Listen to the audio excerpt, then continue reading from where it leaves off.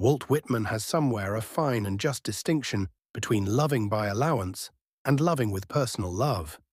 This distinction applies to books as well as to men and women, and in the case of the not very numerous authors who are the objects of the personal affection, it brings a curious consequence with it.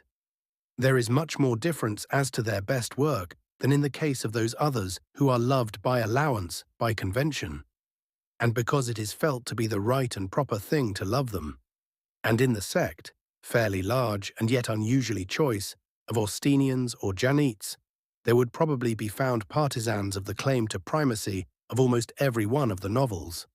To some, the delightful freshness and humour of Northanger Abbey, its completeness, finish, and entrain, obscure the undoubted critical facts that its scale is small, and its scheme, after all, that of burlesque or parody, a kind in which the first rank is reached with difficulty. Persuasion, relatively faint in tone and not enthralling in interest, has devotees who exalt above all the others its exquisite delicacy and keeping. The catastrophe of Mansfield Park is admittedly theatrical, the hero and heroine are insipid, and the author has almost wickedly destroyed all romantic interest by expressly admitting that Edmund only took Fanny because Mary shocked him, and that Fanny might very likely have taken Crawford if he had been a little more assiduous. Yet the matchless rehearsal scenes and the characters of Mrs. Norris and others have secured, I believe, a considerable party for it. Sense and Sensibility has perhaps the fewest out-and-out admirers, but it does not want them. I suppose, however, that the majority of at least competent votes would, all things considered, be divided between Emma and the present book, and perhaps the vulgar verdict, if indeed a fondness for Miss Austen be not of itself a patent of exemption from any possible charge of vulgarity, would go for Emma. It is the larger, the more varied, the more popular. The author had, by the time of its composition, seen rather more of the world, and had improved her general, though not her most peculiar and characteristic dialogue. Such figures as Miss Bates, as the Eltons, cannot but unite the suffrages of everybody. On the other hand, I, for my part, declare for Pride and Prejudice unhesitatingly.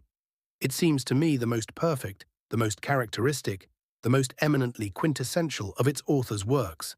And for this contention in such narrow space as is permitted to me, I propose here to show cause. In the first place, the book, it may be barely necessary to remind the reader, was in its first shape written very early, somewhere about 1796, when Miss Austen was barely 21. Though it was revised and finished at Chawton some 15 years later, and was not published till 1813, only 4 years before her death. I do not know whether, in Nexit, this combination of the fresh and vigorous projection of youth and the critical revision of middle life, there may be traced the distinct superiority in point of construction, which, as it seems to me, it possesses over all the others. The plot, though not elaborate, is almost regular enough for Fielding.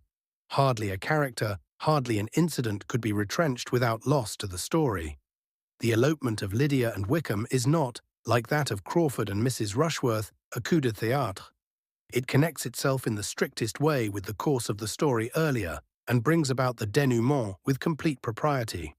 All the minor passages, the loves of Jane and Bingley, the advent of Mr. Collins, the visit to Hunsford, the Derbyshire tour, fit in after the same unostentatious but masterly fashion.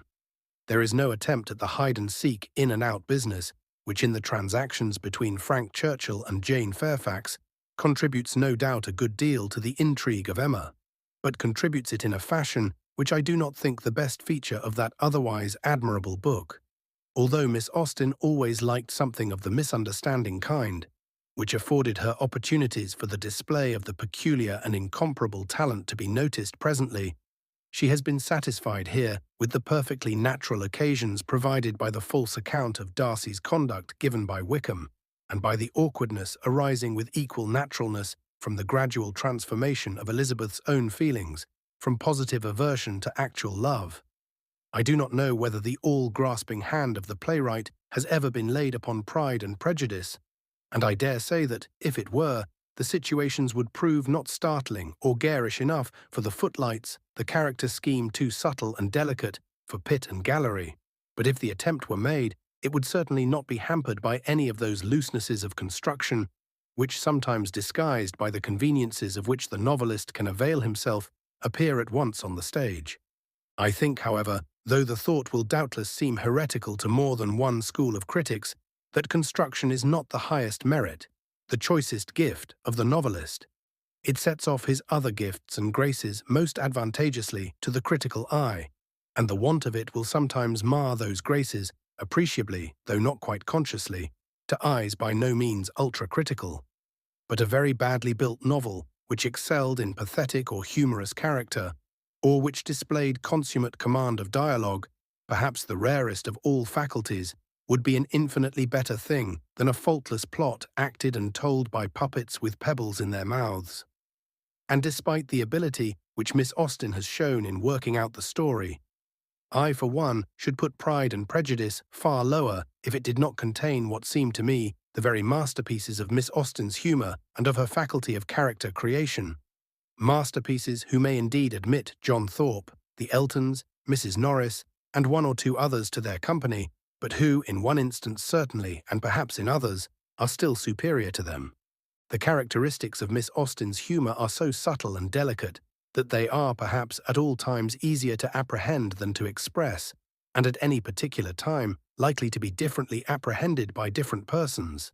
To me, this humour seems to possess a greater affinity, on the whole, to that of Addison than to any other of the numerous species of this great British genus.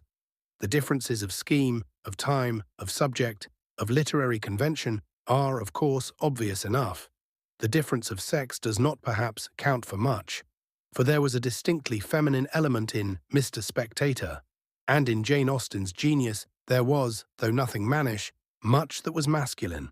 But the likeness of quality consists in a great number of common subdivisions of quality: demureness, extreme minuteness of touch, avoidance of loud tones and glaring effects. Also there is in both a certain not inhuman or unamiable cruelty. It is the custom with those who judge grossly to contrast the good nature of Addison with the savagery of Swift, the mildness of Miss Austen with the boisterousness of Fielding and Smollett, even with the ferocious practical jokes that her immediate predecessor, Miss Burney, allowed without very much protest. Yet, both in Mr. Addison and in Miss Austen, there is, though a restrained and well-mannered, an insatiable and ruthless delight in roasting and cutting up a fool. A man in the early 18th century, of course, could push this taste further than a lady in the early 19th, and no doubt Miss Austen's principles, as well as her heart, would have shrunk from such things as the letter from the unfortunate husband in The Spectator, who describes, with all the gusto and all the innocence in the world, how his wife and his friend induce him to play at blind man's buff. But another Spectator letter, that of the damsel of 14 who wishes to marry Mr. Shapley and assures her selected mentor that he admires your spectators mightily, might have been written by a rather more ladylike and intelligent Lydia Bennet in the days of Lydia's great-grandmother, while, on the other hand, some, I think unreasonably, have found cynicism in touches of Miss Austen's own, such as her satire of Mrs. Musgrove's self-deceiving regrets over her son. But this word cynical is one of the most misused in the English language, especially when, by a glaring and gratuitous falsification of its original sense, it is applied not to rough and snarling invective, but to gentle and oblique satire. If cynicism means the perception of the other side, the sense of the accepted hells beneath, the consciousness that motives are nearly always mixed, and that to seem is not identical with to be, if this be cynicism, then every man and woman who is not a fool, who does not care to live in a fool's paradise, who has knowledge of nature and the world and life, is a cynic. And in that sense, Miss Austen certainly was one. She may even have been one in the further sense that, like her own Mr. Bennet, she took an Epicurean delight in dissecting, in displaying, in setting at work her fools and her mean persons. I think she did take this delight, and I do not think at all the worse of her for it as a woman, while she was immensely the better for it as an artist.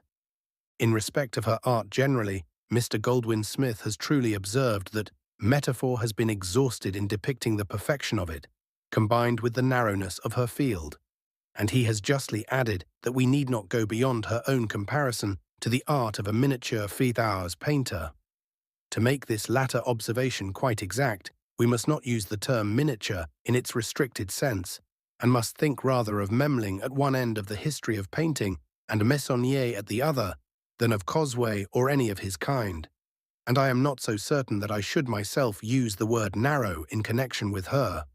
If her world is a microcosm, the cosmic quality of it is at least as eminent as the littleness. She does not touch what she did not feel herself called to paint. I am not so sure that she could not have painted what she did not feel herself called to touch.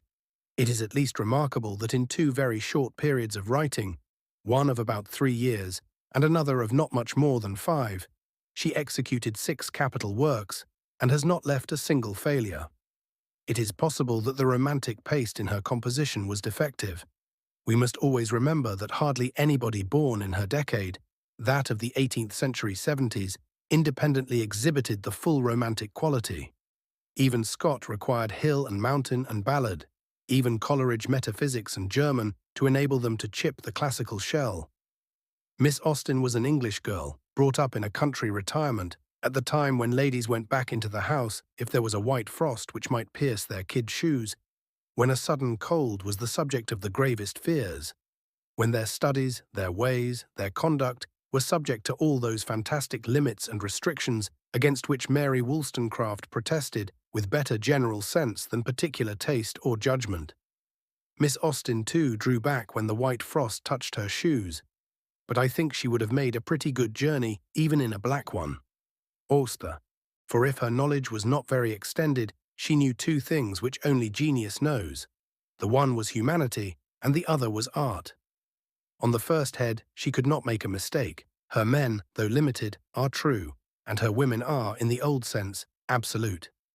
As to art, if she has never tried idealism, her realism is real to a degree which makes the false realism of our own day look merely dead alive. Take almost any Frenchman, except the late Monsieur de Maupassant, and watch him laboriously piling up strokes in the hope of giving a complete impression. You get none. You are lucky if, discarding 2/3 of what he gives, you can shape a real impression out of the rest. But with Miss Austen, the myriad, trivial, unforced strokes build up the picture like magic. Nothing is false, nothing is superfluous. When, to take the present book only, Mr. Collins changed his mind from Jane to Elizabeth, while Mrs. Bennet was stirring the fire, and we know how Mrs. Bennet would have stirred the fire, when Mr. Darcy brought his coffee cup back himself, the touch in each case is like that of Swift, taller by the breadth of my nail, which impressed the half-reluctant Thackeray with just and outspoken admiration. Indeed, fantastic as it may seem, I should put Miss Austen as near to Swift in some ways, as I have put her to Addison in others. This Swiftian quality appears in the present novel as it appears nowhere else in the character of the immortal, the ineffable Mr. Collins. Mr. Collins is really great, far greater than anything Addison ever did, almost great enough for Fielding or for Swift himself. It has been said that no one ever was like him, but in the first Sevivien place he was like him. He is there, alive, imperishable, more real than hundreds of prime ministers and archbishops, of metals, semi-metals, and distinguished philosophers. In the second place, it is rash, I think, to conclude that an actual Mr. Collins was impossible or non-existent at the end of the 18th century. It is very interesting that we possess, in this same gallery, what may be called a spoiled first draft, or an unsuccessful study of him, in John Dashwood. The formality, the underbreeding, the meanness are there. But the portrait is only half alive, and is felt to be even a little unnatural. Mr. Collins is perfectly natural, and perfectly alive. In fact, for all the miniature, there is something gigantic in the way in which a certain side, and more than one, of humanity, and especially 18th century humanity, its Philistinism, its well-meaning but hidebound morality, its formal pettiness, its grovelling respect for rank, its materialism, its selfishness, receives exhibition. I will not admit that one speech or one action of this inestimable man is incapable of being reconciled with reality, and I should not wonder if many of these words and actions are historically true. But the greatness of Mr. Collins could not have been so satisfactorily exhibited if his creatress had not adjusted so artfully to him the figures of Mr. Bennet and of Lady Catherine de Bourgh. The latter, like Mr. Collins himself, has been charged with exaggeration. There is, perhaps, a very faint shade of colour for the charge, but it seems to me very faint indeed.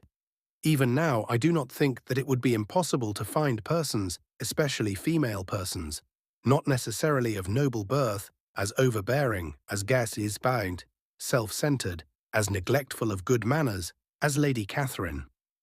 100 years ago, an earl's daughter, the Lady Powerful, if not exactly bountiful, of an out-of-the-way country parish, rich, long out of marital authority and so forth, had opportunities of developing these agreeable characteristics which seldom present themselves now. As for Mr. Bennet, Miss Austen and Mr. Darcy, and even Miss Elizabeth herself, were, I am inclined to think, rather hard on him for the impropriety of his conduct. His wife was evidently, and must always have been, a quite irreclaimable fool, and unless he had shot her or himself, there was no way out of it for a man of sense and spirit, but the ironic. From no other point of view is he open to any reproach, except for an excusable and not unnatural helplessness at the crisis of the elopement, and his utterances are the most acutely delightful in the consciously humorous kind. In the kind that we laugh with, not at, that even Miss Austen has put into the mouth of any of her characters. It is difficult to know whether he is most agreeable when talking to his wife, or when putting Mr. Collins through his paces. But the general sense of the world has probably been right in preferring to the first rank his consolation to the former when she maunders over the entail. My dear, do not give way to such gloomy thoughts. Let us hope for better things. Let us flatter ourselves that I may be the survivor.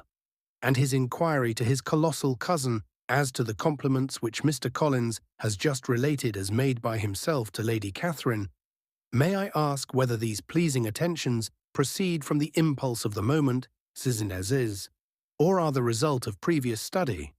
These are the things which give Miss Austen's readers the pleasant shocks, the delightful thrills, which are felt by the readers of Swift, of Fielding, and we may here add, of Thackeray, as they are felt by the readers of no other English author of fiction outside of these four. The goodness of the minor characters in Pride and Prejudice has been already alluded to, and it makes a detailed dwelling on their beauties difficult in any space, and impossible in this. Mrs. Bennet we have glanced at, and it is not easy to say whether she is more exquisitely amusing or more horribly true.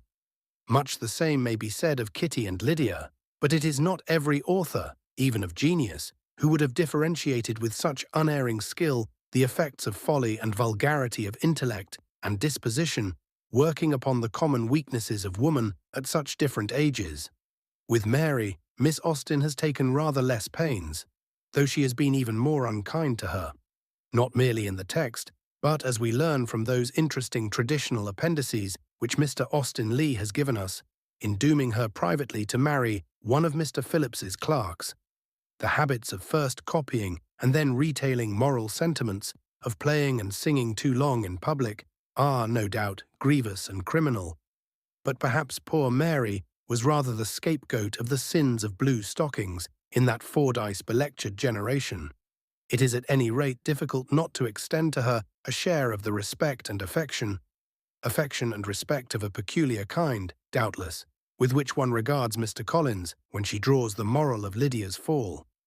I sometimes wish that the exigencies of the story had permitted Miss Austen to unite these personages, and thus at once achieve a notable mating and soothe poor Mrs. Bennet's anguish over the entail. The Bingleys and the Gardiners and the Lucases, Miss Darcy and Miss de Bourgh, Jane, Wickham and the rest, must pass without special comment further than the remark that Charlotte Lucas, her egregious papa, though delightful, is just a little on the thither side of the line between comedy and farce, is a wonderfully clever study in drab of one kind, and that Wickham, though something of Miss Austen's hesitation of touch in dealing with young men appears, is a not much less notable sketch in drab of another. Only genius could have made Charlotte what she is, yet not disagreeable, Wickham what he is, without investing him either with a cheap Don Juanish attractiveness or a disgusting rascality. But the hero and the heroine are not tints to be dismissed. Darcy has always seemed to me by far the best and most interesting of Miss Austen's heroes. the only possible competitor being Henry Tilney, whose part is so slight and simple that it hardly enters into comparison. It has sometimes, I believe, been urged that his pride is unnatural at first in its expression and later in its yielding, while his falling in love at all is not extremely probable. Here again, I cannot go with the objectors. Darcy's own account of the way in which his pride had been pampered is perfectly rational and sufficient. And nothing could be, psychologically speaking, a causa verior for its sudden restoration to healthy conditions than the shock of Elizabeth's scornful refusal acting on a nature chusci ex hypothesi generis. Nothing in even our author is finer and more delicately touched than the change of his demeanour at the sudden meeting in the grounds of Pemberley. Had he been a bad prig or a bad coxcomb, he might have been still smarting under his rejection, or suspicious that the girl had come husband-hunting. His being neither is exactly consistent with the probable feelings of a man spoilt in the common sense, but not really injured in disposition and thoroughly in love.